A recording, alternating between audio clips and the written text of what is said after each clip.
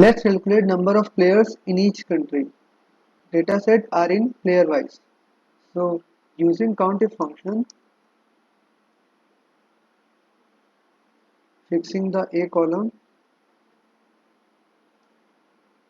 giving criteria as country name, here India.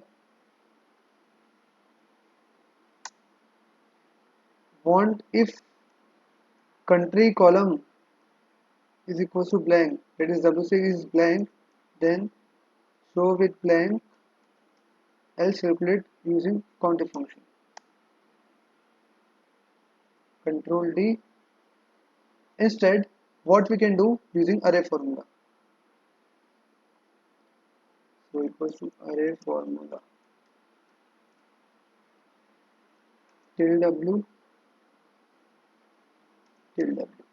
And let's see the boom. Hope you enjoyed it.